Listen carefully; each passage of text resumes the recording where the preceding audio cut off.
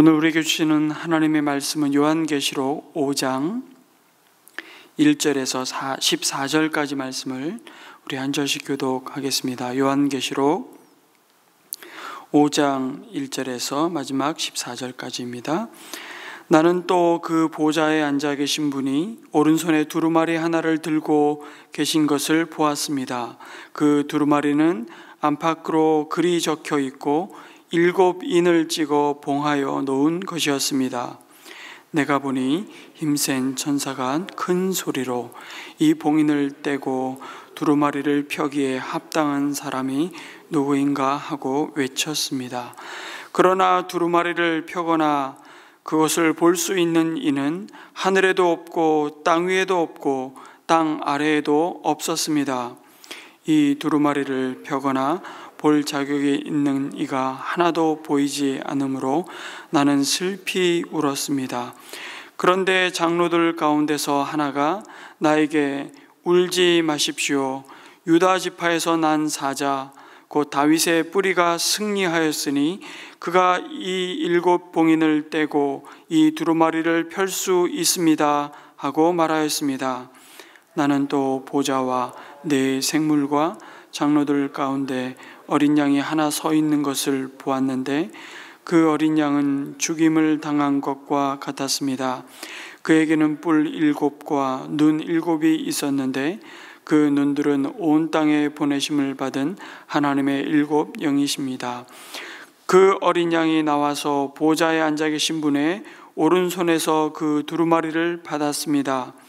그가 그 두루마리를 받아 들었을 때에 네 생물과 24 장로가 각각 검은 고와 향이 가득히 담긴 금 대접을 가지고 어린 양 앞에 엎드렸습니다. 그 향은 곧 성도들의 기도입니다. 그들은 이런 말로 새로운 노래를 불렀습니다. 주님께서는 그 두루마리를 받으시고 봉인을 떼실 자격이 있습니다. 주님은 죽임을 당하시고 주님의 피로 모든 종족과 언어와 백성과 민족 가운데서 사람들을 사서 하나님께 드리셨습니다. 주님께서 그들을 우리 하나님 앞에서 나라가 되게 하시고 제사장으로 삼으셨습니다. 그래서 그들은 땅을 다스릴 것입니다. 나는 또 그 보좌와 생물들과 장로들을 둘러선 많은 천사를 보고 그들의 음성도 들었습니다. 그들의 수는 수천 수만이었습니다. 그들은 큰 소리로 죽임을 당하신 어린 양은 권세와 부와 지혜와 힘과 존귀와 영광과 찬양을 받으시기에 합당하십니다 하고 외치고 있었습니다. 나는 또 하늘과 땅 위와 땅 아래와 바다에 있는 모든 피조물과 또 그들 가운데 있는 만물이 이런 말로 외치는 소리를 들었습니다. 보좌에 앉으신 분과 어린 양께서는 찬양과 존귀와 영광과 권능을 영원 무궁하도록 받으십시오. 그러자 네 생물은 아멘 하고 장로들은 엎드려서 경배하였습니다. 아멘. 어제와 오늘 요한계시록 4장과 5장은 천상에서 드려지는 예배의 모습을 보여주십니다. 4장에서는 어제도 계셨고 오늘도 계시며 장차 오실 하늘 보좌에 앉으셔서 지금도 세상을 통치하시며 그 역사를 주관하시는 창조주 하나님을 예배하고 있는 모습입니다. 하늘에서 드려지는 예배가 5장은 죄인을 대신해 죽임당하시고 부활하셔서 지금은 하늘 보좌 우편에 함께 앉으셔서 세상을 다스리시는 성자 예수님을 예배하는 광경으로 변하고 있습니다. 여러분, 사도 요한을 통해서 천상에서 드려지는 이 영광스러운 예배의 모습을 보여주시는 목적이 무엇입니까? 그 속에 담긴 하나님의 마음을 우리가 품을 때 이 땅에서 드리는 예배의 참된 의미와 목적을 또한 잊어버리지 않을 것입니다. 세상은 제국의 황제가 그들의 영원한 통치자요 신이라 믿고 그 영광이 영원할 것처럼 믿고 예배합니다. 그러나 눈에 보이는 그 황제의 권세도 만물을 창조하시고 다스리시는 하나님의 손 아래에 있음을 믿고 따르는 그리스도인들은 황제를 주라고 고백할 수 없습니다. 왜요? 그는 주도 아니요 예배받기에 합당한 신도 아니기 때문이죠. 그 또한 하나님을 마땅히 예배해야 할 피조물에 불과하다는 것을 알았기 때문입니다. 그래서 제국이 강요하는 황제 숭배의 길과 그 제국의 가치와 그 제국이 추구하는 질서에 순응할 수가 없었습니다. 당연히 그리스도인들에게 찾아온 대가는 참혹하고 끝을 알 수 없는 박해였습니다. 그 속에서도 그들은 오늘도 이 역사의 주관자 되신 삼위 하나님께 예배드리기 위해 모진 핍박을 피해 땅 밑으로 내려갔던 것이죠. 그곳이 카타콤이었고 그곳이 갑바도기아의 지하도시 데랑쿠유와 같은 수많은 지하 도시였습니다. 그곳에서 하늘을 보지 못하고 태어나고 하늘을 보지 못한 채 주님의 부르심을 받았습니다.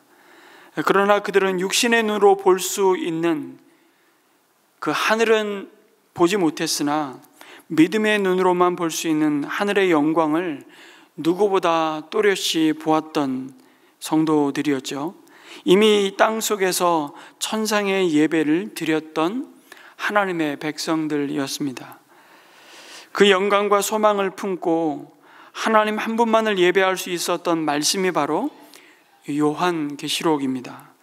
천상의 예배의 모습을 환상 중에 보며 시작과 끝이 되시며 십자가를 지나 승리하신 예수님을 성령 안에서 바라보므로 지금 당하는 고난이 결코 주님께서 그들을 외면하거나 그들의 신음소리를 듣지 않기 때문이 아니라 승리로 가는데 꼭 거쳐야 할 순례의 여정임을 깨닫게 하시는 겁니다.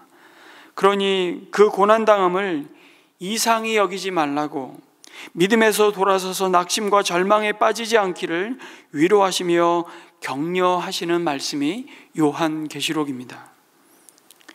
늘 요한계시록을 읽고 묵상하며 우리는 그 관점을 놓치지 말아야 하는 것이죠. 그러면서 오늘 5장에서 뭘 보여주십니까? 하늘 보좌에 앉아 계신 성부 하나님의 오른손에 들고 계신 두루마리 책이었습니다.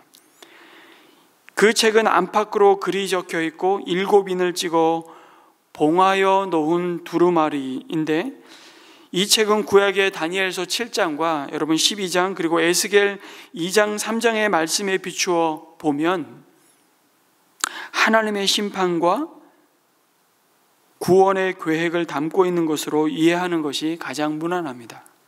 다시 말해 모든 역사의 주관자가 되시고 모든 권세의 주권자가 되신 하나님이 하나님을 거부하고 등을 돌린 세상을 향한 의로운 심판과 진노를 담고 있는, 그와 동시에 이 땅에서 구속의 완성을 기다리고 있는 성도들을 향한 자비로운 구원의 역사를 7인을 쳐서 봉하여 놓은 것이죠.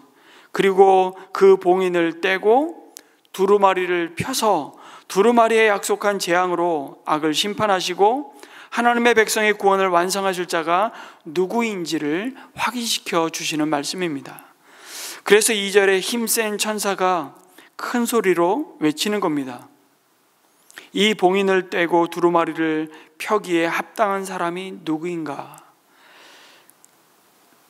이 질문의 의미는 과연 누가 이 역사의 주인인가라는 물음입니다. 아마 요한 자신도 보좌에 앉으신 이의 손에 들린 이 두루마리 책을 보면서 그렇게 묻고 싶었을 겁니다. 그러나 꾹 참고 있는데 힘센 천사가 묻고 답을 하는 것이죠. 여러분, 당시에 황제가 보낸 봉인된 두루마리 서신에 그 인을 떼는 것은 아무나 해서도 안 되고 할 수도 없었습니다. 그것은 황제의 신임장을 받은 자만이 할 수 있었고 그 자만이 두루마리에 담긴 황제의 뜻을 선포할 수 있었습니다.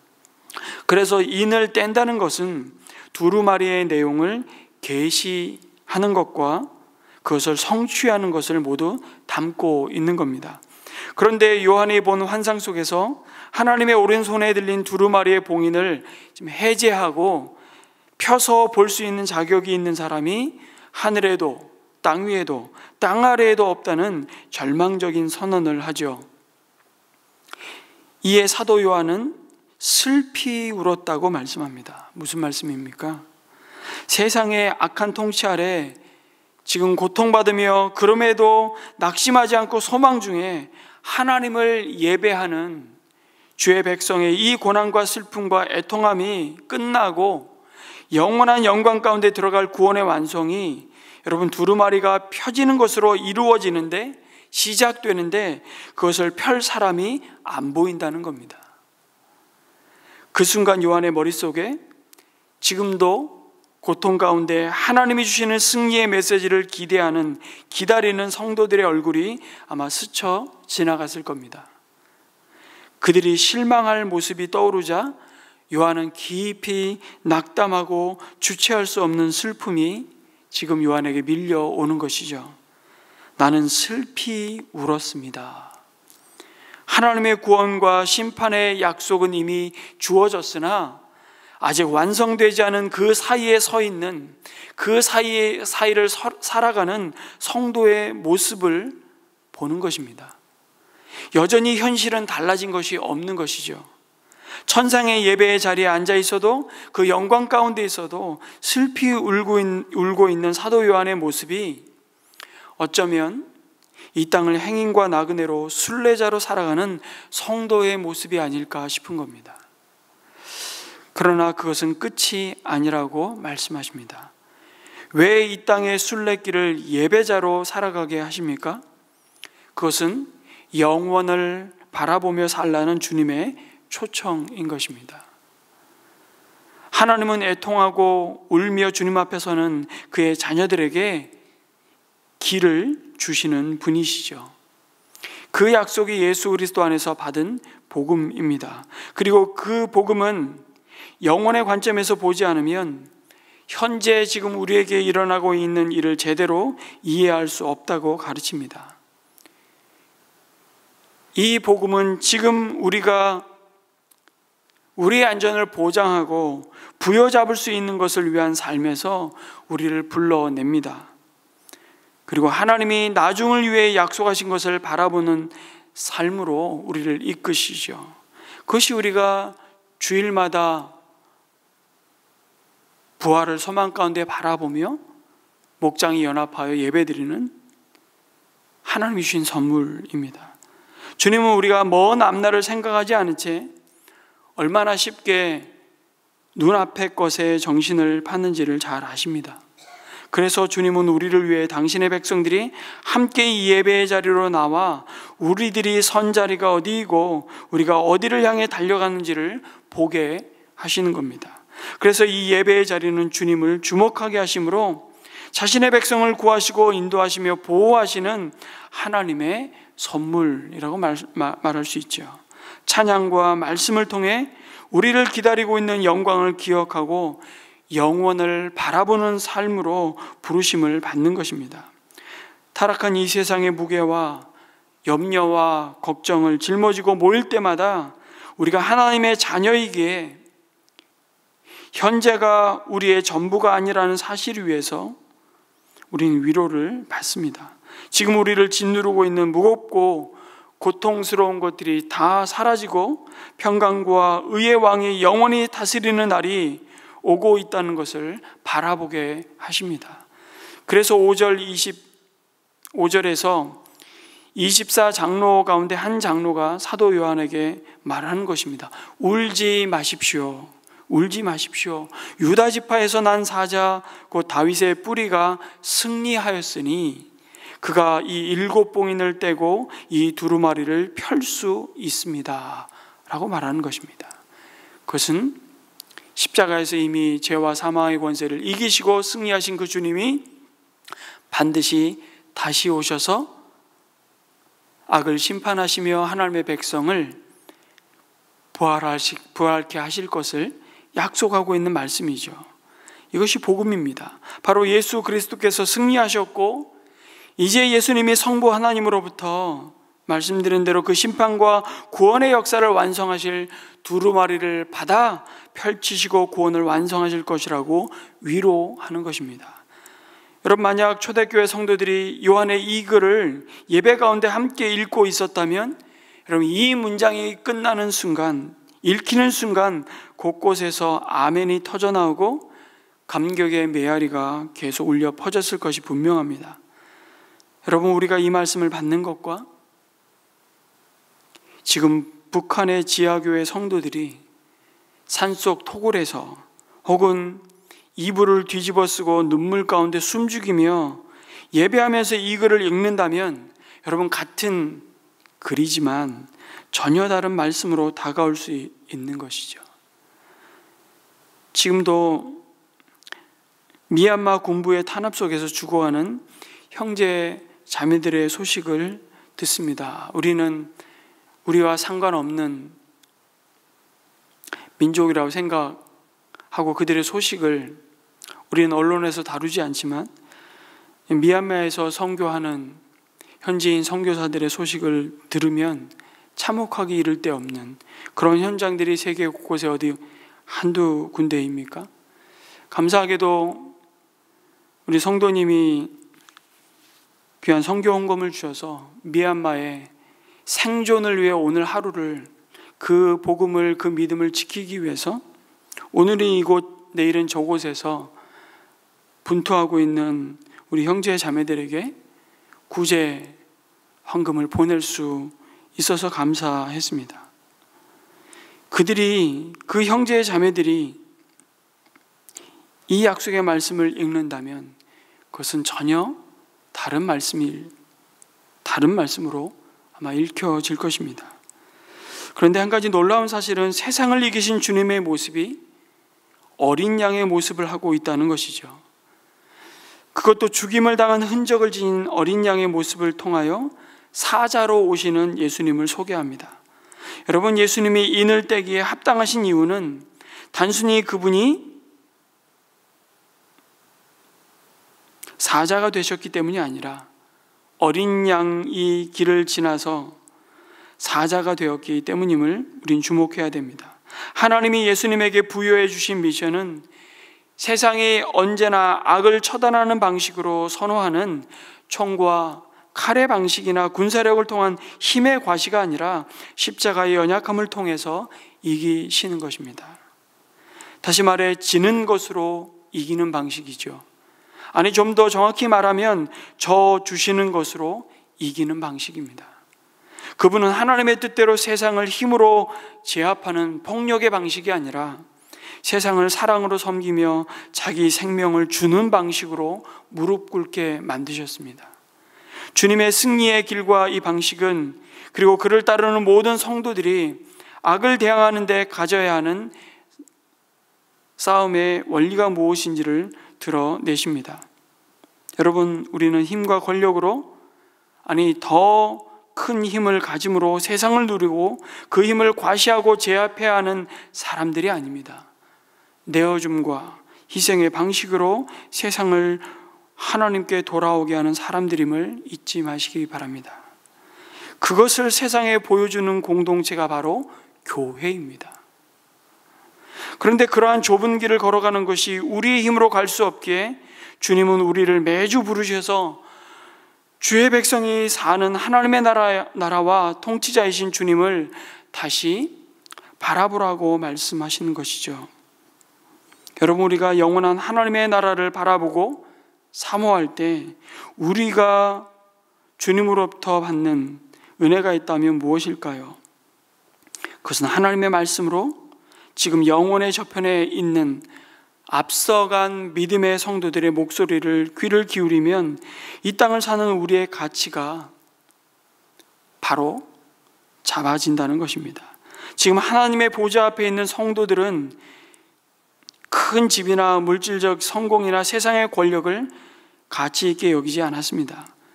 그들은 자신들 안에서 자신들을 위해 자신들을 통해 약속하신 모든 것은 신실하게 이루셨고 이루실 한 분 하나님만을 높이고 있는 것이죠.